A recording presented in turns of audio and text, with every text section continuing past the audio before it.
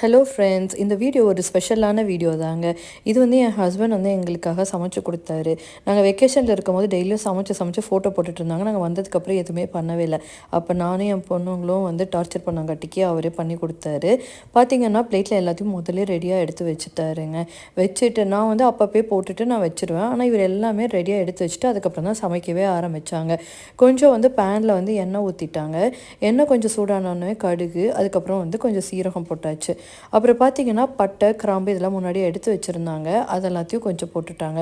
அப்புறம் சோம்பு போட்டதுக்கப்புறமா கொஞ்சம் ஃப்ரை ஆனதுக்கப்புறமா கிராம்பு போட்டாங்க. கேட்டங்காட்டிக்கு ஏன்னா முன்னாடியே போட்டால் அது வெடிக்கும், அதனால் வந்து கடைசியாக தான் போடணும் அப்படின்னு அவரே சொன்னாருங்க. அதுக்கப்புறம் ஒரே ஒரு பெரிய வெங்காயம் வந்து நல்லா கட் பண்ணி வச்சுருந்தாங்க. அப்புறம் 2-3 பச்சை மிளகா, ஏன்னா இது கூட கொஞ்சம் வந்து நம்ம வந்து மிளகா பொடியெல்லாம் ஆட் பண்ணுறதுனால அவ்வளோ மட்டும் போட்டாங்க. அப்புறம் 2 தக்காளி, பழுத்த தக்காளியை கட் பண்ணிவிட்டு அது நல்லா ஃப்ரை ஆனதுக்கப்புறம் கொஞ்சம் இஞ்சி பூண்டு பேஸ்ட்டு, அப்புறம் மஞ்சத்தூள், அதுக்கப்புறம் மிளகாய் தூள் போட்டாச்சு. கொஞ்சமாக கரம் மசால் தூளும் கொஞ்சம் ஆட் பண்ணாங்க. ஆட் பண்ணிவிட்டு உப்பு போட்டுட்டு நல்லா வணக்க விட்டுட்டாங்க. வணங்கினது பார்த்திங்கன்னா இப்போ நம்ம சில பேர்த்துக்கு வந்து இப்படி வெங்காயம் தக்காளியோட சேர்த்து சாப்பிட்றது பிடிக்கும், சில பேர்த்துக்கு முழுசாக இருந்தால் பிடிக்காது. அந்த மாதிரி இருக்கும் போது நம்ம இன்னும் கொஞ்சம் தண்ணி ஊற்றி கொதிக்க வச்சு நல்லா தொக்கு மாதிரி பண்ணிவிட்டும் நம்ம பரட்டலாம். ஆனால் இவங்க வந்து என்ன பண்ணாருன்னா கொஞ்சம் கருவேப்பிலை, கொத்தமல்லி தலையெல்லாம் போட்டுட்டு இது கொஞ்சம் ஹைலைட்டாக இருந்துச்சுங்க. நெய் வந்து 2 ஸ்பூன் ஊற்றியிருந்தாங்க. ஊற்றிட்டு அது கொஞ்சம் வந்து நல்லா கிரேவி டைப் ஆகிறதுக்கு முன்னாடியே கொஞ்சம் க்ரன்ச்சியாக இருக்கணுங்கிறதுக்காக வெங்காயம் தக்காளியும் வந்து கொஞ்சம் ஃப்ரை ஆனதுக்கப்புறமே வந்துட்டு சுட ரைஸ் அப்போ பண்ணேன்னா ஆற வச்சு எடுத்து வச்சுருந்தாங்க.